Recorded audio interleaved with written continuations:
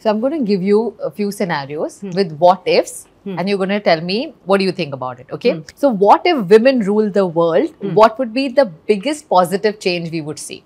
I think we start listening, and a lot of issues can be solved if you first listen and then react. And I somehow feel that there is less negative competition when it's women. There is this whole stupid thing that people say that, oh, women are each other's worst enemy, and it's bullshit. I think women support each other like nobody's business. Everything would be probably handled with a little more sensitivity. So I also met recently Dr. Kiran Bedi, the first IPS Right, officer. of course. After talking to her, I realized that she's dhakar, she's sakt, but she's also very narm. Even Delhi crime for that matter, even though you're playing a role of a police officer, but the nurturing factor that women come with, that really changes the dynamics. You can't have fighters unless they very strongly feel the pain. Vartika fights, or Kiran ma'am fights for justice because she feels it very strongly. But also, if you look at it in the corporate world, when there are women leaders, they're never at par with men, or they're always made to feel inferior or smaller. How do you think women can overcome that? I hope it changes, because our generation, the responsibility of changing our children's mindset is very necessary to be able to change everything around. I genuinely believe that our women will be safe, they will have a richer and a better life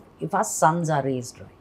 For somebody who never saw women, forget higher than themselves, and even on the same platform, that was another generation. Today's generation, people work side by side. It's not a culture shock for them. I'm sure they can accept it that, okay, we're partners, whether it's in a marriage or it's at work. You are a mom to 2 sons. What is it that you often tell them? The first time they were moving out of home, they were very, very young, going abroad. They wanted to be soccer players, so they were leaving. They were around 10 and 11. The first thing I told them is, I said that, if you ever hurt a woman, I am going to physically badger you.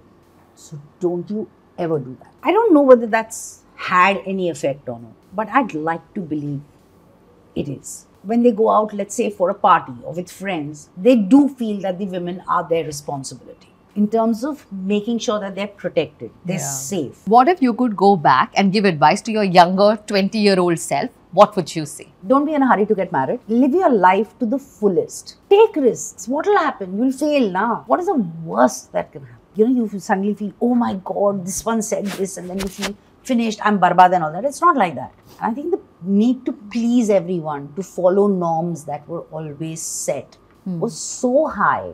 To be liked, I'd be denying if I said that even till date, I want to be liked. To change your entire being just so that you'll be liked is a lot of that. Samne wala human being might move on. The only person you're left with is yourself. How are you going to deal with that then? A lot of people now are choosing not to get married. Or not get married at all. There are so many couples who don't want to have kids. Definitely not get into a full-time relationship of a marriage or choose to be a parent unless you're dead sure. Look, all the romance goes out after the honeymoon period. The honeymoon period does not last for lifelong. Marriage is adjustment. You may love each other, but you're not necessarily going to like each other every day. There are going to be things you will disagree on. What you thought works for you today may not work for you tomorrow, because you're changing and so is the person. So everything that seemed very romantic may not seem that way.